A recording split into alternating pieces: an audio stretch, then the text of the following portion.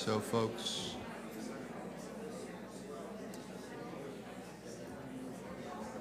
we're going to begin services in just a moment.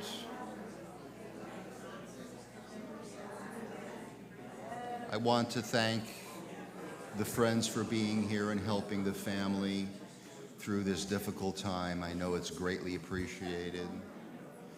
Folks, if you have phones, let's check them. Let's check them and make sure they're on vibrate or silent for the dignity of the service. Thank you for your patience, and the family is going to be right with you. Thank you so much.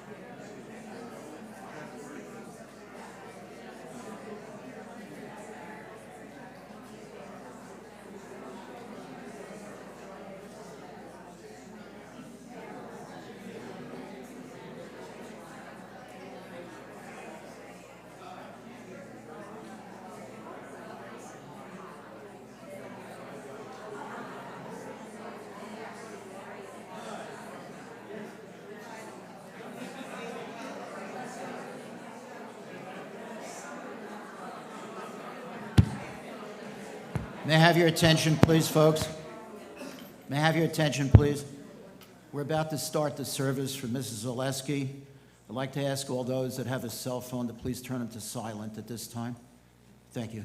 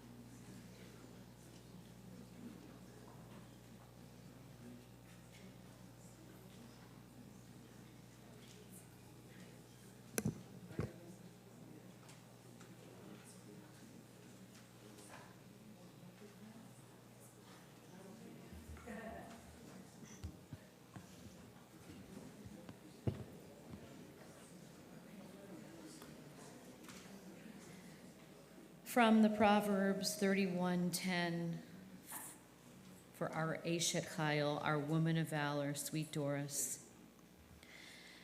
Eshet Chayil mi'imsa, a woman of valor who can find. V'rachok mipnini michra. Her precious life is like a jewel, a mother, a wife. Bless this woman all of her life. A mother, a wife. Bless this woman all of her life. Eshet Chayil mi'imsa, a woman of valor who can find. V'rachok mipnini michra. Her precious life is like a jewel, a jewel, a jewel.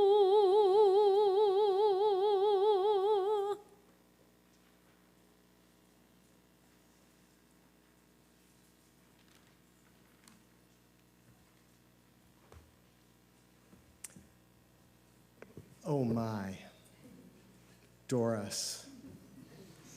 Doris.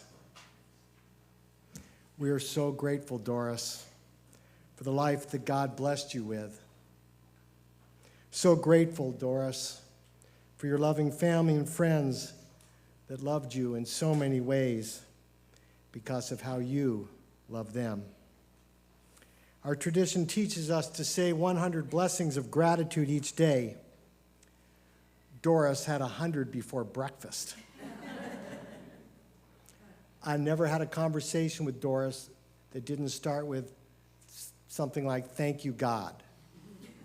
I'm so lucky, I'm so grateful, I'm so happy, I'm so blessed. Well, how beautiful, can you believe?" I mean, Doris. More than anything, Doris would want us to be grateful, not just for Doris's life, but for our own lives. To wake up, to honor Doris by saying our blessings each day and feeling grateful for our life. That's how we'll express our love for Doris, that's how we'll honor her, and that's how we'll remember her.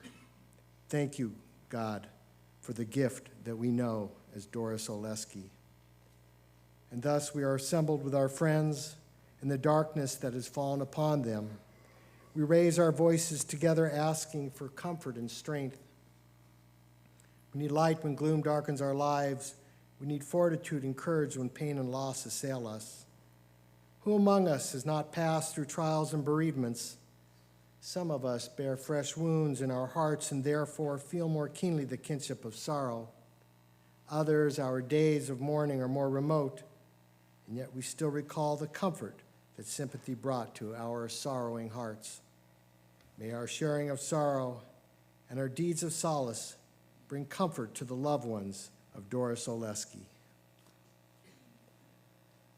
Adonai roi lo exar bino deshet yarbitseni al mei minachot yanachaleni nafshi shovev yancheni v'magleit tzedek leman shemo gam ki elek begeit sal mavet lo ira ra ki ata imadi shiftecha mishantecha hema yanachamuni ta'arok lefanai shulchan neged sorarai Deshanta v'shemen roshi kosi ravaya ach tov v'chesed yirdefuni kol yemei chayai v'shafti b'veit Adonai le'orek yamim. Those are the beautiful words of the 23rd Psalm, written thousands of years ago. It's a psalm of hope and comfort. I'll ask you, if you know the words, to please join with me. The Lord is my shepherd, I shall not want. He maketh me to lie down in green pastures. He leadeth me beside the still waters. He restoreth my soul. He guideth me in straight paths for his name's sake. Yea, though I walk through the valley of the shadow of death, I will fear no evil, for thou art with me. Thy rod and thy staff, they comfort me. Thou preparest a table before me in the presence of mine enemies. Thou hast anointed my head with oil, my cup runneth over. Surely goodness and mercy shall follow me all the days of my life, and I shall dwell in the house of the Lord forever. The poet writes, Lidahi reshit uftirat taklit. Birth is a beginning, and death a destination. But life is a journey, a going, a growing from stage to stage, from childhood to maturity and youth to age, from innocence to awareness and ignorance to knowing, from foolishness to discretion and then perhaps to wisdom, from weakness to strength or strength to weakness and often back again, from health to sickness and back we pray to health again, from offense to forgiveness, from loneliness to love, from joy to gratitude, from pain to compassion and grief to understanding, from fear to faith, from defeat to defeat to defeat, until looking backward or ahead, we see that victory lies not at some high place along the way, but in having made the journey stage by stage, a sacred pilgrimage. Birth is a beginning and death a destination, but life is a journey, a sacred pilgrimage made stage by stage, from birth to death to life everlasting.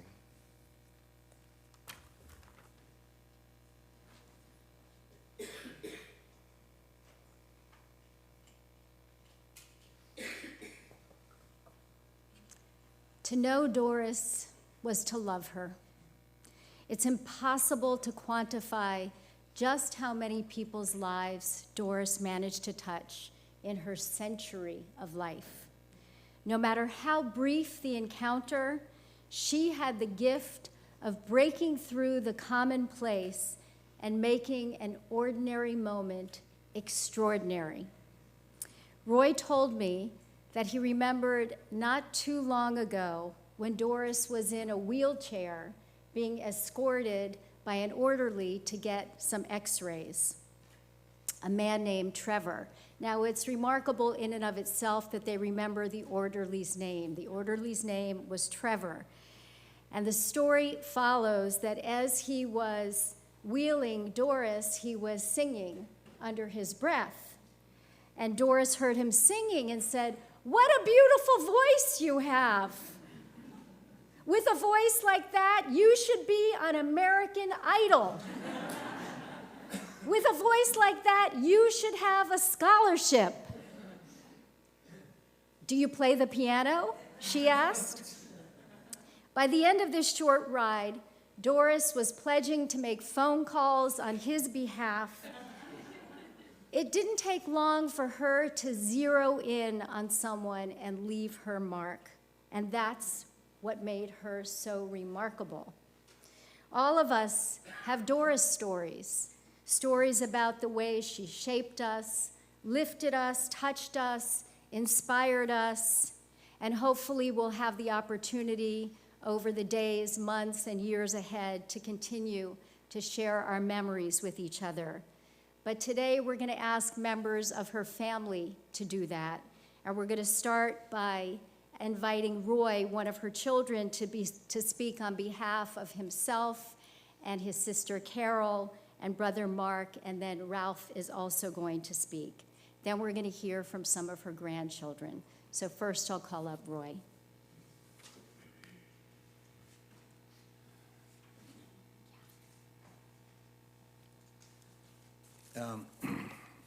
So first, I'd really like to thank the rabbis of this synagogue for all they did for my mother, and also for the members of the congregation for welcoming her, because she always felt so welcome and she enjoyed the congregation so much. And I'd also like to thank the medical community, because she could not have lived to 106 months without the great doctors that we have here, and their dedication and their devotion, which was beyond the norm. I once asked my mother if she had gifted children, asked her about the gifted children in her classroom. And she said, they're all gifted. Every one of my children, a child is gifted. Every child, every person has some talent, some strength. And there were times I know that when I didn't believe really in myself, but my mother believed in me so strongly that it gave me confidence. And she believed, especially in that she believed in people. She believed in their strengths and their talents. And she said that, and of course, having talent is not enough. It needs to be developed. When I think of my mother, I also think that, in a sense, she was really the captain of her own ship. And she took full responsibility for steering it and sailing through life's storms. Some people seek an easy life. Some just drift through life, but she never did. She knew what her passion and her mission was, which was to teach children. She knew from early on in her life, and it wasn't just a job. It was really her passion and her mission to educate and inspire young people. And she chose actually reading. She wanted children to be able to read and read well, and she believed that it was more important to read than to watch television. And I heard that more than once. And when she said that to my siblings. Actually, she once told me that she said, reading exercises your imagination, because you have to imagine what that person looks like when you read. And you have to imagine what they sound like, the pitch, the tone, the inflection in their voice. So in a sense, you're writing the book along with the author. And this develops your vocabulary, and this really develops your imagination. And she was right, and I read a little more because of that. But I always felt, and she didn't just say that to other people. She did that herself. She was always reading, and her life, it wasn't like she would do anything in kind of a surface way. It was always very thorough. It was always with a lot of enthusiasm and gusto or chutzpah. And she, just like near the end when she really was bedridden and she got up and she walked with a walker, I need to walk, I'm going to walk, I've got to challenge this. And she walked so fast, and the nurse said, oh, stop her, she's gonna fall. But she didn't. I had to slow her down, but she was pushing always like that. She was always like that. And her first, I think her first big challenge, so to speak, came when she was really only 2 years old. Her father took sick, and he had some kind of degenerative disease, and by the time she was 10, he had passed away. But during those last few years of his life, he really was an invalid. And I think that would defeat a lot of people. But there are people who actually become stronger from adversity, and she was one. And she had this strong inner resolve. Yes, she also had gratitude, and she worked hard, and she had passion. And she was a trustworthy person, and she had a seeking mind until the end. I like to think that she was never a victim, and she was always the victor of these difficult circumstances. They really forged her strong character. In fact, so much so that when she was very young, and her father had to stay at home, and he was in a wheelchair, she wanted to read, and she would climb up on his lap to try to read the newspaper. And he always thought that was funny, but he taught her to read, and she loved reading. And I guess we could say she associated reading with love. And that was very difficult to lose a father, but somehow she transformed that, and reading became really her passion. And of course, she became a reading teacher, a reading specialist. What I thought of, but it sounds a little strange, she always wanted to get to the essence of things, the essence of life. And the metaphor I thought of was that instead of just chewing on the bones of life, she was going to get to the marrow, to the pith. She did that at dinner, too. But she loved to eat food. So she probably, I'm sure she would have preferred, if she had a choice, to have more money in her life. But her wealth was not her jewelry or her bank account or really expensive clothes. Her wealth was really her children and her students. And her students' achievements. That is what really made her happy. And she nurtured her students very much the way she nurtured the beautiful rose bush in our garden. Other people had flowers, but really the women, they didn't get down in the soil and get stuck by the thorns and, grow those roses or the gardenias the way she did, or even later in life, orchids. And this is the way I think of that, because that's really what she did in her classroom. She found something in a person, and she, so to speak, brought that unique individual talent to its full extent, or to its blossoming. And that's what was really her joy in life. And that's so much what she would talk about. So she exemplified this proverb which reads, "Lighting the way for others brightens our own path as well."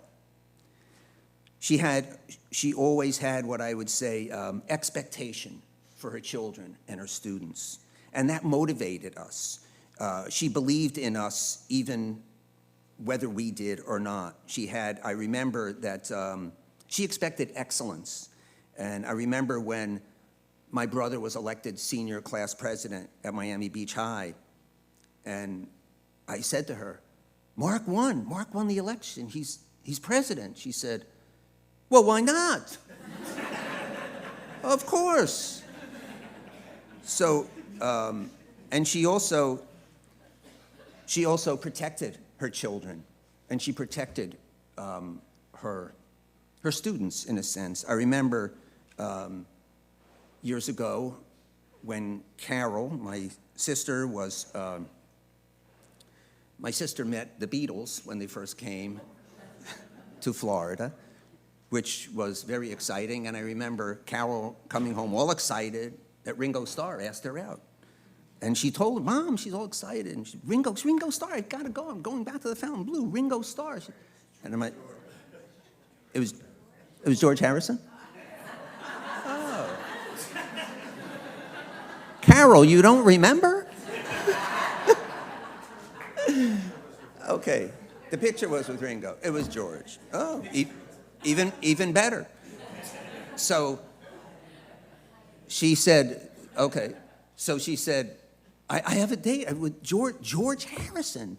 And my mother says, "Who?"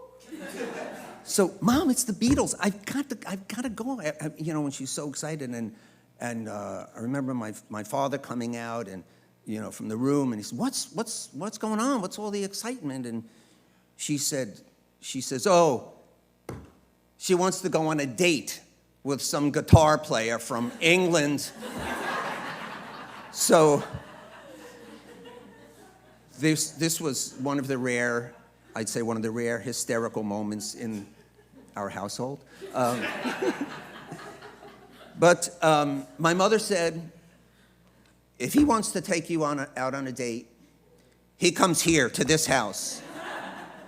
He meets your father, and he meets me. If we approve, you go out." She was a senior in high school. She didn't go out. "Mom, he's going to come from the Fontainebleau. He doesn't even know where we are in Bay Harbor Island." She says, "That doesn't matter. He comes here." So this is the way she did, sometimes overprotected us. But she was always, her happiness was her children's happiness and her students' happiness. And she was that way, and she was thrilled when Ralph and Stephanie, who were always in different businesses, they were together in business. And she said right away, this is going to succeed. So beautiful, husband and wife working in the business together. You'll see they're going to make a lot of money. And whenever I called, she talked about, did you hear from Ralph? I don't have to, I hear from you. She was very proud of that. And she also, by the way, she was a great speaker. She was on the debate team, and she was not one that you would want to debate with. She was a great storyteller. She acted in plays in high school and college, and she was also in a band. Her sister played the piano, and she sang to earn a little extra money. She wrote a lot of poetry, and she loved playing Scrabble, and of course reading. And then I remember towards the end, she went to the Hebrew home or to the Miami Jewish, and then she left. She didn't like it because she says, well, why? My mom, they have so many activities with people. They play bingo. So nobody plays Scrabble. I can't get a good Scrabble player. And she says, and they had a poetry class, and I was so excited I came down for the poetry class, and I was the only one there. So she went back and she started the poetry class. She got everybody. She was industrious. So she collected a few people, and they read poetry, and I think it's only fitting that I close with a poem that to me exemplifies her, and it was written by Hannah Senish. And it reads, "There are stars whose radiance is visible on earth, though they have long been extinct. There are people whose brilliance continues to light the world, even though they are no longer among the living. These lights are particularly bright when the night is dark. They light the way for humankind." Thank you.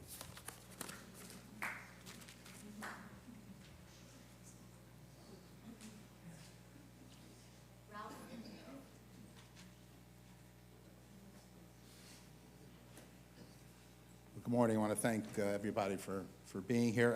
I'll be brief. Roy stole a lot of my thunder. And by the way, it says Paul McCartney and Ringo Starr are married to Jewish women. So, just briefly, yeah, one thing about Mom is she was big on education. She was big on family, and she was big on God. And she was very proud of her education, receiving her bachelor's degree from Georgian Court, and she forever talked about the Mother Superior at the school and Sister Mary. All through her life, she spoke of them, and she was very proud of her education.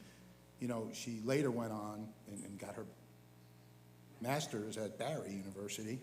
But a lot of y'all know Doris from when she started teaching, like 30 or 40 years ago. I think she went back to teaching. She had 2 teaching careers that started back in the 50s. So she always wanted to teach and be an educator. And she was tough, too. So she was a tough cookie. You know, so she's got a lot of history, and like Rabbi said, there's a lot we could share over the years. And I wish I had all her stories on video. She was a great storyteller, but even at a very young age, when she was 15, she had a German girlfriend that had moved from Germany, and she sat and broke bread and had dinner with her girlfriend. I don't recall her name, and they were the crew of the Hindenburg. And she wasn't afraid. She sat down, and she was treated politely, and you know, just tough. Just her toughness, and she told that story many times. They later perished, and when it crashed and burned. She was just tough. As being in touch with my dad during the war, a lot of stories in the war. But again, spoke about her being an educator and a teacher. My folks were in the hotel business before that. They actually at one time owned the National Hotel here on Miami Beach. They went on and moved up to the Sun Ranch Hotel. So they were in the hotel business in the 50s and early 60s. And then later, she was teaching, went to teaching here at North Beach Elementary, and later went on to, for 20 years or more, she and her sister Lillian run a children's clothing store here in Miami Beach. And then went back to teaching as an educator and got her master's degree. But she was tough. When I was in middle school over here at Nautilus and started to get in a little trouble and stay out late and 14, you know, discover girls and that kind of thing, it was her waiting on Kane Concourse at the bus stop with the Bay Harbor police because I was late. My curfew was at 11 and it was past midnight, and she'd drive the cops crazy. She'd make them stay with her until you know, he got off the bus, and then when I got off the bus, she had the little doggy's leash and she'd whack me with it a few times. So, and my dad, he was in the house sleeping already, or just, he wasn't worried about it. He wasn't a disciplinarian as like she was. She stayed that way all through her life, and up until the very end, she was defiant. She finally sold her house. She finally sold the house last year on Bay Harbor. And she said, quote unquote, "You kids stay out of it. I'll deal with Bonnie," my sister's friend, the realtor, and I'll get involved with that, and you stay out of it. So, and then she finally got the deal that she wanted, and she was satisfied. But she gave orders up to the very end. She was amazing. So I'd like to say in some instances I'm not necessarily as tough as she was, but she will be remembered for forever. And again, I thank you all for coming, and God bless.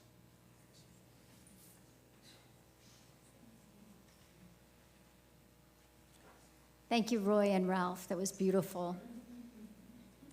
To say Doris was an adoring grandmother is a vast understatement. She lived in this hyper-Cvel mode about all of her grandchildren, her grandson, the filmmaker, her granddaughter, the lawyer. She just couldn't say enough about how proud she was of each and every one of you. And so a few of them are going to speak, Meredith, Stephen, and Kara, but I'm going to invite everybody to come up. George, David, Julie, Lauren, your spouses, Paul, Jenna, and Zach. And I don't know if the greats are here, Henry and Lucy. No? Okay, so come on up.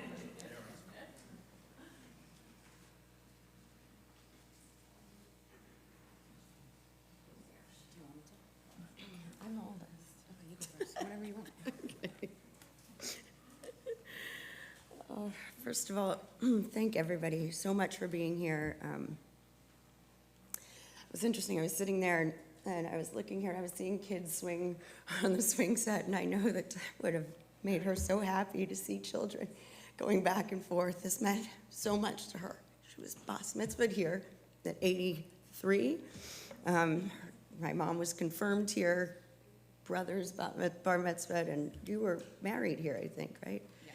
So this meant a lot to her, and I'm shaking. So, you know, I know we're all grieving the loss of her, but I think that really celebration is what's important. I mean, come on, we should celebrate her life. And I truly feel like she would want us to celebrate family and tradition and Judaism and knowledge and laughter and song. We would also feel a little guilty, like she would want us to feel, mourn her and feel guilty, not too happy. You're getting too happy. But she created this amazing family. It's just a crazy, beautiful, loving, perfectly imperfect family. And I am who I am today because of her. And she was, I think I could speak for all of us, and she was very honest. You look so thin, but your nose is big. But I would write her letters from camp, and she would send them back to me with red circles around them with the all my grammatical errors. It's a true story. But I think, we touched on this before, but she was an amazing poet, just incredible. I'm fascinated. We've been going through all these things. So she was very proud of the poem that she wrote to me. I think I was very young, and it was published in a national anthology of poetry, but I'm going to read it. And, So, I dream you're here to share with me a tranquil cove caressed by sea, where water whisper foams to sand. Your presence puts the world in hand. We'd watch the fish that leap or race on water sparked with liquid grace, as sun through trees weaves pattern lace. A passing duck atop the bay treks rippling ribbons on his way, while soaring birds flash up above, then dip to shore with ease of love. This cameo of time I'd snare, for your recall to combat care. Taproot of strength against despair. Nature's vignettes of harmony include your physiognomy and the blessing you are to me. So last night I looked up that word. The supposed art of judging character from facial characteristics. A person's facial features or expressions, especially when regarding or indicative of character of ethnic origin. So I guessed until, she was talking about my nose. So again, I just, I wanted to say thank you to everybody and happy birthday, Mom.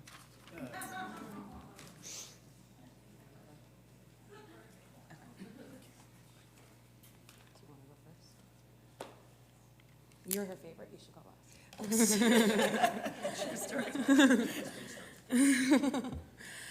My grandmother, Doris Olesky, as you all know, is quite the woman. She's what my friends and I would describe as the original feminist and girl power supporter. There were few things besides Stephen that made her happier. And she loved to watch me, my sister Lauren, my cousins Meredith and Julie, and my female friends succeed. Whether it was in student government, passing bar exams, becoming a meteorologist, or running catering companies, she marveled, her word, at her powerful female grandchildren. And don't worry, George and David, she loved you too. I have been told by many people that I have inherited her sass, her spunk, her quick wit, and judgmental capabilities. When I moved to Miami 8 years ago, we began to spend a lot of time together. I took her to this synagogue on many occasions with her cousin George Simon, and I babysat her as she made her quarterly visits to the 8th floor of Mount Sinai and the 2nd floor of the Warner Pavilion. And over the time, I would film her saying things, and I would put them on the internet for my friends. And as you can imagine, Doris acquired quite the fan base. I thought it would be appropriate to read some of the things she said because, quite honestly, no one could describe Doris better than how she described herself. However, I was given a strict time limit. Therefore, come find me at the Shiva and I'll read you a lot of my favorites. The best advice that Doris ever gave me, other than to be grateful, was to never sell myself short. And there was no one more proud of me when I became the first lawyer in the family. I particularly enjoyed how she would threaten people, especially at the hospital. My granddaughter's a lawyer.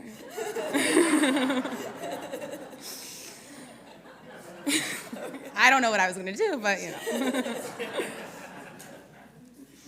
I will miss you, Grandma. I know you're here with me. I know that you're here inside my heart. I know you're here with all of us. Thank you all for coming today, and I happen to know Doris would have loved to have been here.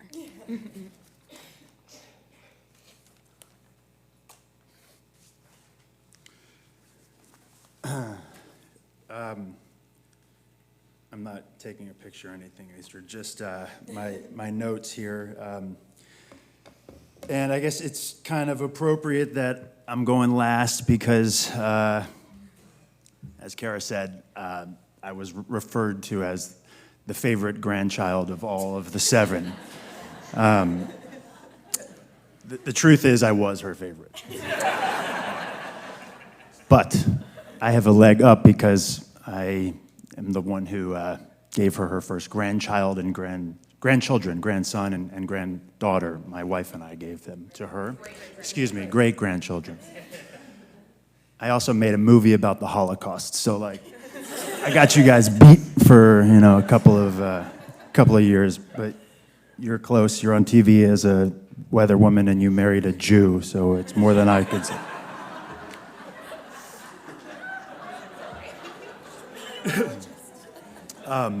I'm sorry.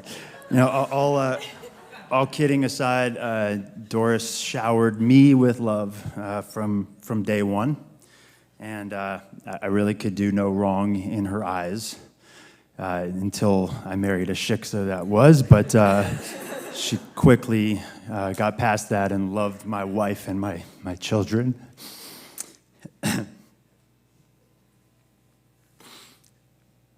The secret to my coveted favorite grandchild status was simple. I called her a lot. My sister is the only one up here besides myself who's not a millennial. These are all other millennials. They don't call, they text, so I don't really fault them for not calling. But I like to talk to her.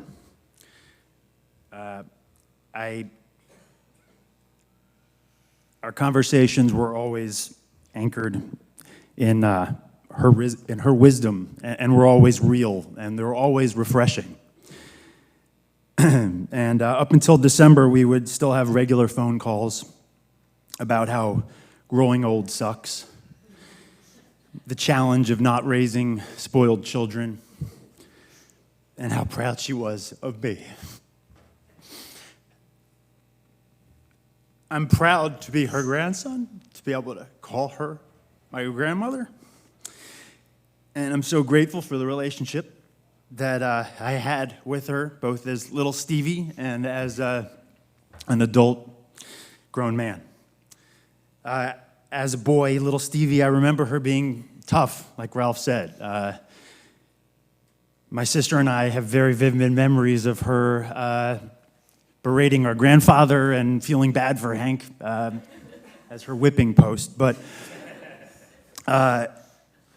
when he passed away and after she had bypass surgery, she softened, and I saw a change in her. She became one of Dr. Agason's cardiac warriors. She embraced her second lease on life with zeal, and she ran with it for 30 years, 25 years. She socialized with people half her age.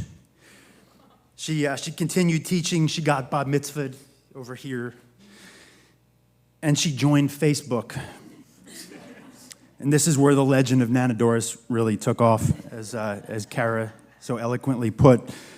Because she was able to reconnect with so many of her old students, and because she could be celebrated by her extended friends and family. She loved it. But secretly, she loved it because she could snoop on all of her grandchildren's relationships, who they were dating, what they were wearing, and obviously we all heard about that after.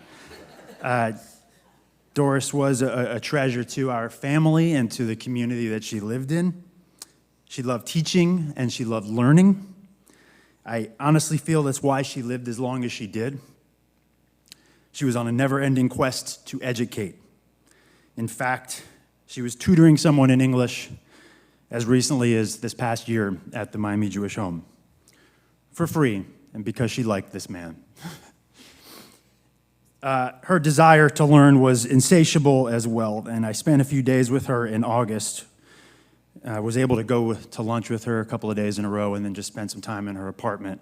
And after lunch, she asked me if I would go up to her apartment and go over some poems with her, and I said, of course, sure. And she recited a poem and then handed it to me, and she was wondering, going through each line, looking for a better word, a better rhyme, a better use of grammar. Stephen, is there a better synonym than sublime? She would ask me, and finally I said to her, like, it's great, Nana, but what are you why are you driving yourself nuts about this? And she said, so they have something to remember me by.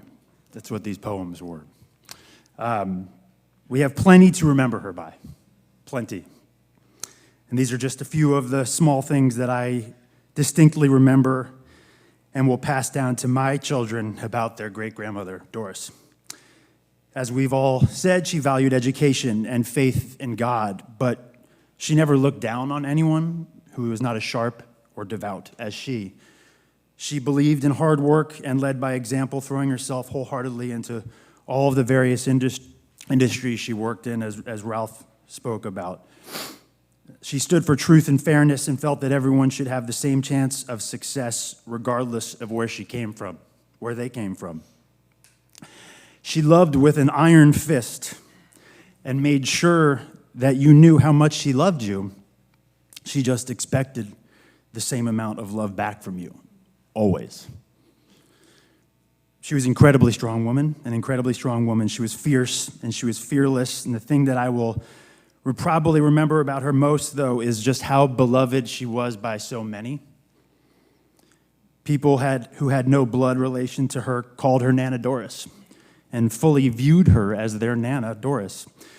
There was something comforting about adopting her as your Nana Doris, and I think that's why so many people did it. She had a great capacity to love, and that extended to the generations of students that she taught. And that is truly her legacy. The thousands of kids whose lives were touched by her steady, caring hand, setting them up for life. She will be sorely missed, and I know that I will keep her alive inside of me as long as I can use my mind to think about her and my heart to feel her. On behalf of our family, my family at home, my wife Jenna, my daughter Lucy, and son Henry, who couldn't be here but wanted to. We love you, Nana Doris, and we are so thankful for, we are so thankful and grateful for all of the time that we had with you guys. Thank you so much. I love you.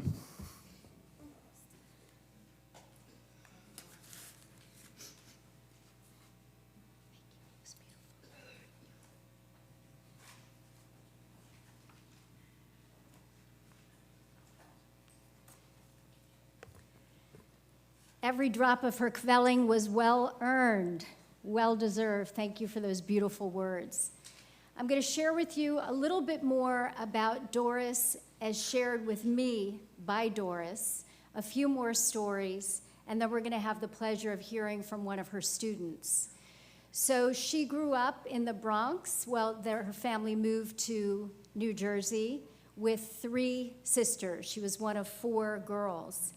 And after graduating from college, at the age of 19, she went to her parents' hotel to help there.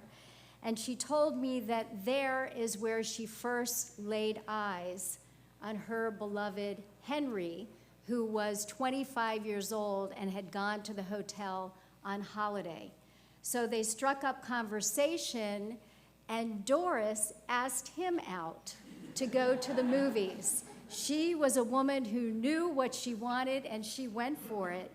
And that was the beginning of their story together.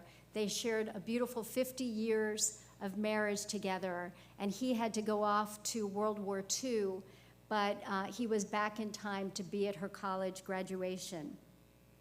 They moved down to Florida, and Doris told me that Shepherd Broad, for whom the Broad Causeway is named, drove her and Henry around in the then brand new Bay Harbor Islands. They were brand new. There were only 3 homes there. And they went there because Henry said he wanted to live in the country. So there was a special deal for GI families that you could buy a lot for $500, and so they did. And they raised their family there and were so happy there, and her sister Lillian lived close by, and they shared all of their holidays together with the cousins and with the aunt and uncle. And of course, you heard that she and her sister Lillian actually opened a clothing store together in Bay Harbor Islands, which then was so successful that it branched out to the Eden Rock Hotel and down even to Coral Gables. But as you heard, her true passion was as a teacher, and so she returned to teaching and taught in the Miami-Dade public school system for 20 years, and even went back to school at the age of 60 to get her master's degree in reading. Many of her students remember her, and she made a lifelong impact on so many of them. And one of those very special students is here to share a little bit about the impact Doris made on his life. So it's my privilege to call up Judge Cal Evans.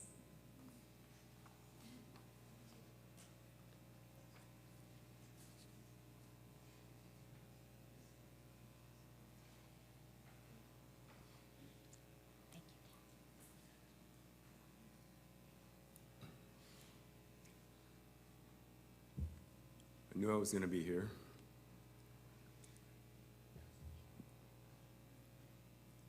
So I apologize. I talk for a living, but I kind of knew I was going to be speechless when I got here. I'll start with the last complete conversation we had. I called because I got the text from Roy, and I was cautioned that she's probably not going to remember you. So please don't be offended. And I was prepared, and I called, and when I spoke to her, she spoke about my first day at school.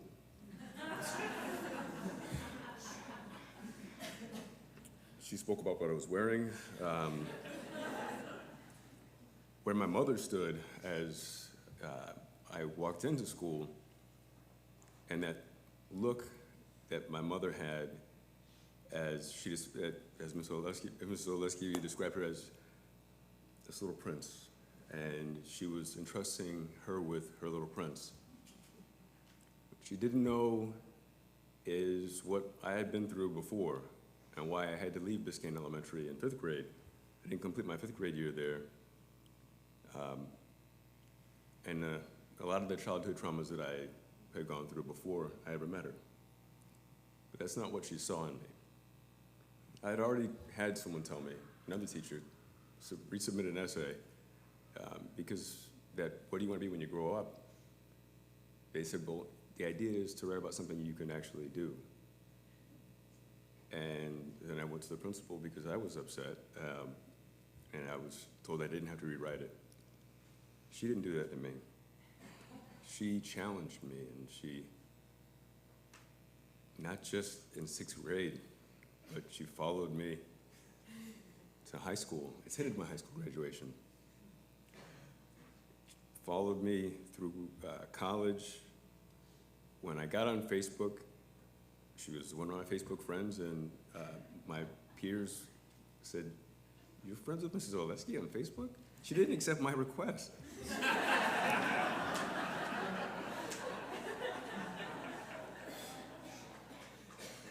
And then when I started my reach for the judiciary, I knew that there was a rule that we couldn't have Facebook, so I deleted my account. And I had never, at that point I was 37, and I'd never heard, I heard now the scolding words as a student, I'd never heard that. But when I deleted my Facebook account, I heard those words. And she was extremely offended that I deleted my Facebook account. She thought that I defriended her. And she said, well, how am I going to keep up with you and what's going on in your life? And I said, well, we're talking right now, and I've been emailing you pictures. And she said, well, I'm not friends with you on Facebook. That's not good enough. And my wife, I told her quickly, my wife still has an account, and of course she friend requested my wife. And when she got to meet my daughter asked her what she should call her, and she also said, you're gonna call me Nana Doris. And she has a bunny that was given to her, and she refers to it as her Nana Doris bunny. It's held tight every night when she was asleep. But this is someone who inspired me to reach when others told me I could never attain. This is someone who talked to me almost as her equal when I was a child, because she saw the adult in me. She saw that I was, in her words, she said that you were special. There was something about you that was different. And other peers were a little bit jealous of the relationship because she did give me a pity grade, because I'd have straight A's in every class except for one. And I apologized to her in our last conversation because my handwriting has never improved. And that was the only thing that kept me off the honor roll. And she thought that I deserved it, and she wanted me to be on the honor roll. But she had a deep caring for every one of her students. She inspired so many people, generations of students. And when I got to be the point man to talk to so many different students, because I got to be friends with her on Facebook, it made me feel extremely special. And I didn't realize it until the first time I'd been to the house that my picture was there, my wedding photo was there, my college photo was there, my high school, I think my 6th grade picture was there as well. Also pictures of my daughter, but they were right up there with the family, and that truly made me feel special. And when I met you all, it was like the family I never knew I always had. So thank you for sharing such a special woman with me. My life is never going to be the same without her. And my daughter wanted to be here, and all she knows is that Daddy went to go see Nana Doris today. She knew I was going to work first, but she said, please take me. She's sick, so I couldn't take her. But she really wanted to be here today, so my wife is home with her now. But she's always going to be a part of our heart and our family as well. So thank you for welcoming me into yours. And by the way, I heard about the movie, many stories. She was very proud. Thank you so much.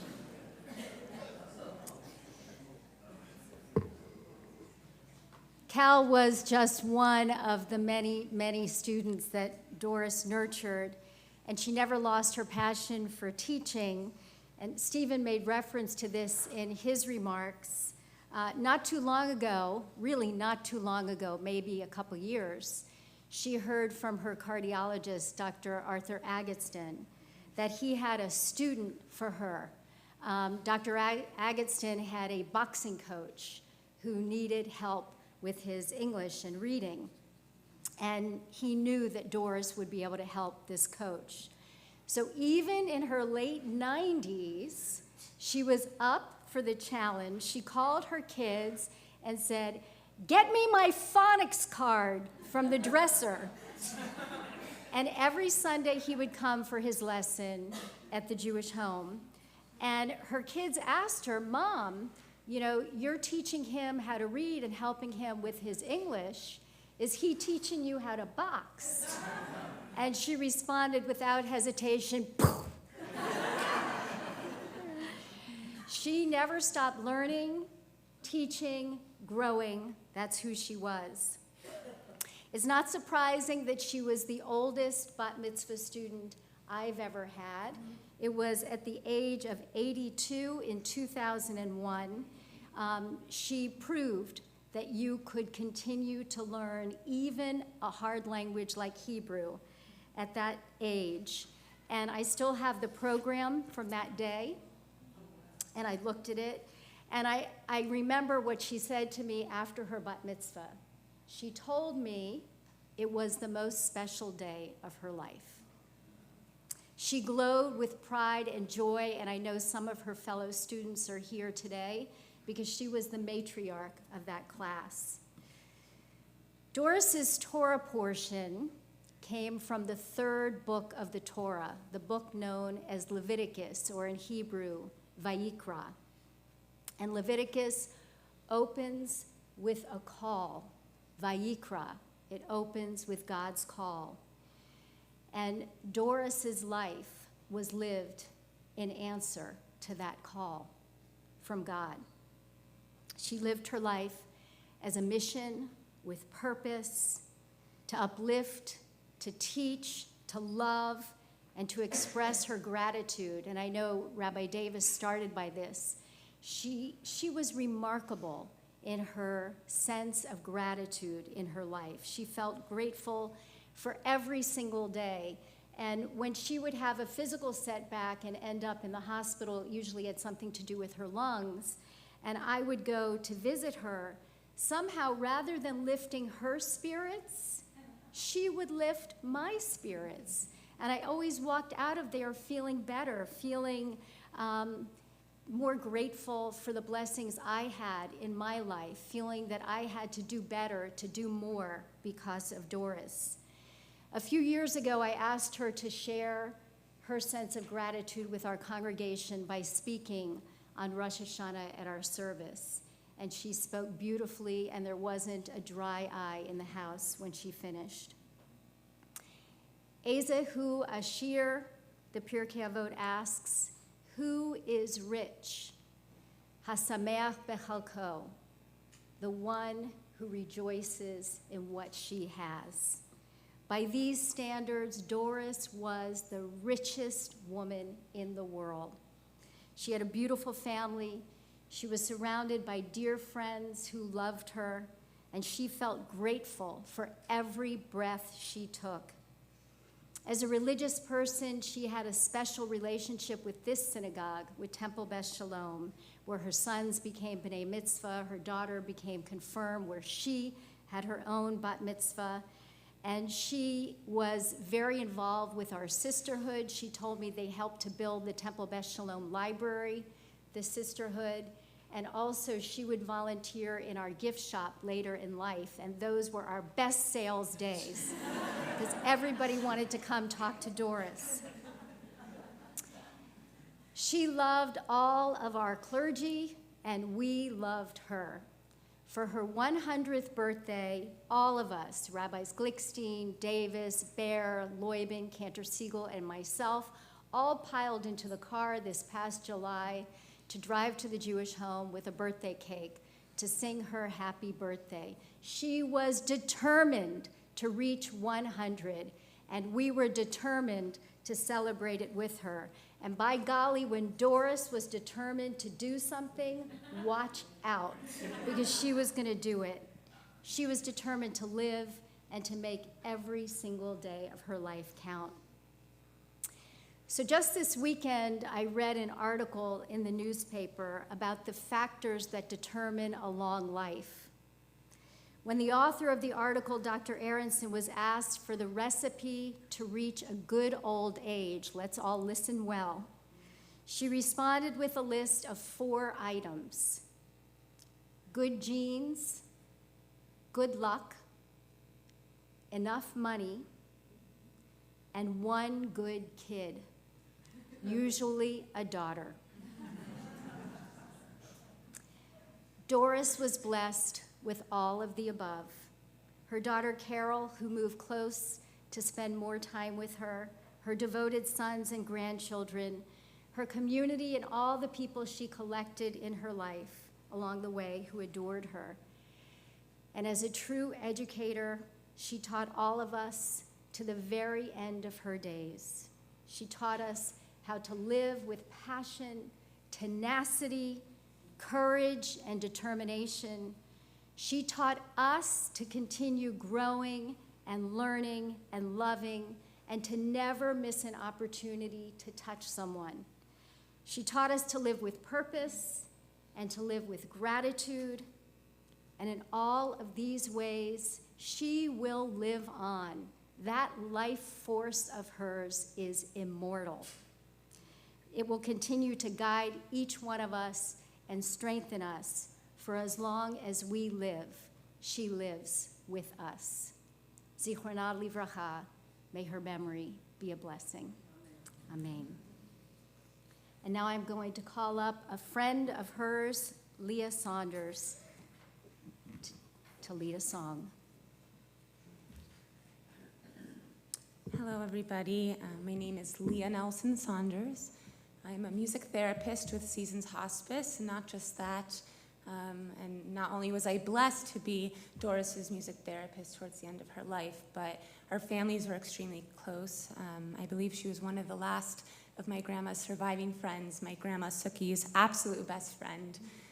They lived a few houses down on Bay Harbor. My mother, Rochelle, grew up with, everyone, and my Aunt Eve and Johnny. So it's a pleasure and it's an honor, and I'm happy I could be with her towards the end of her life. And actually, about 3 weeks ago, when she joined hospice, I came in, and the doctor was sitting there, and the nurse were trying to take her vitals, and I said, Doris, I don't know if you remember you, your grandmother.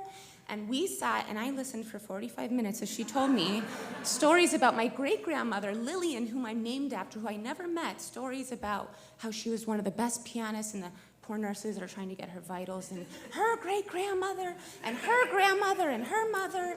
So, so it was an honor to be here as well. And I want to dedicate this song to Doris and to her family. It's a song that she loved and her family loves. So, Doris, this is for you.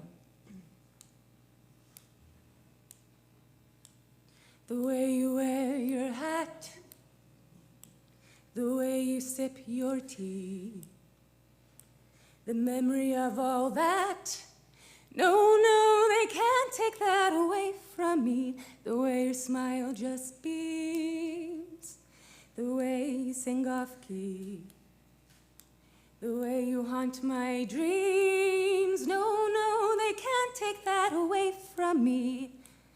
We can never meet again on the bumpy road to love.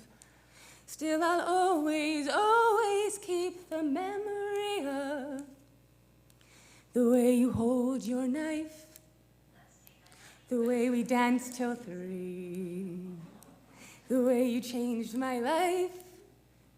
No, they can't take that away from me. Oh, they can't take that away. No, they can't take that away. No, they can't take that away from me. Thank you, Doris.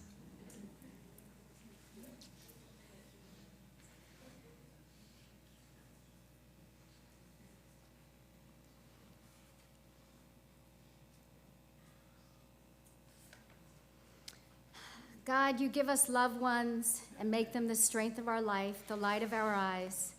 They depart and leave us bereft on a lonely way, but you are the living fountain from which our healing flows. To you the stricken look for comfort and the sorrow-laden for consolation. O God, we see life as through windows that open on eternity. We see that love endures and the soul endures as you, O God, endure forever. We see that the years are more than grass that withers, more than flowers that fade. They weave a timeless pattern in a world that is the dwelling place of your love and your glory. And I'd like to invite those who are able to please rise.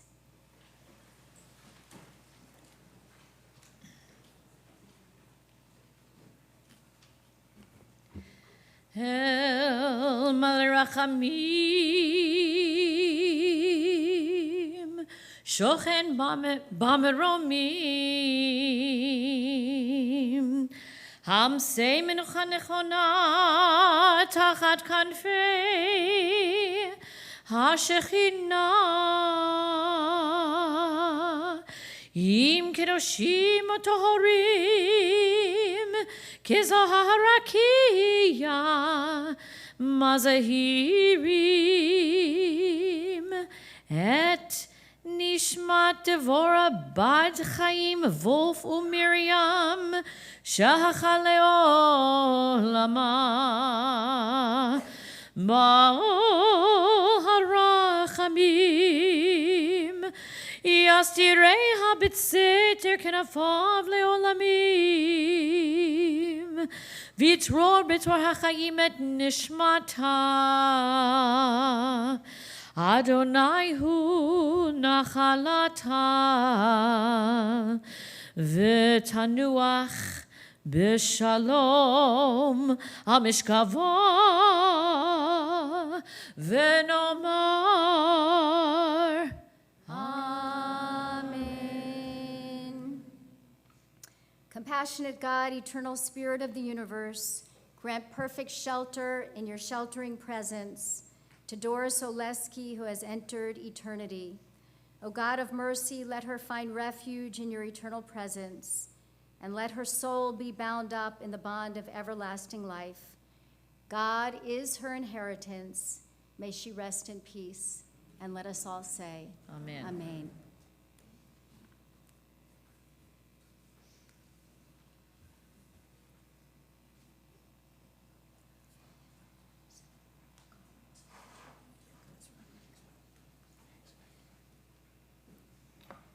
I just have a brief announcement before we go out to the procession. The family will be receiving directly after the service at the residence of Leslie and Martin Steinberg at 5922 Southwest 105th Street in Pinecrest. Today only. There will be a minion at 5 o'clock there also. If anyone hasn't gotten one of these, everything is in here, but there may be some left outside. Also, as you leave, if you're going to the cemetery, please take one of these, hang them from the rear view mirror of your car, turn on your bright lights as well as your flashing lights. The interment will take place at Mount Nebo Cemetery. That's Mount Nebo, Miami, not Mount Nebo, Kendall. It's 5505 Northwest 3rd Street. We have a motorcycle escort that will be lining up the cars and taking us to the cemetery.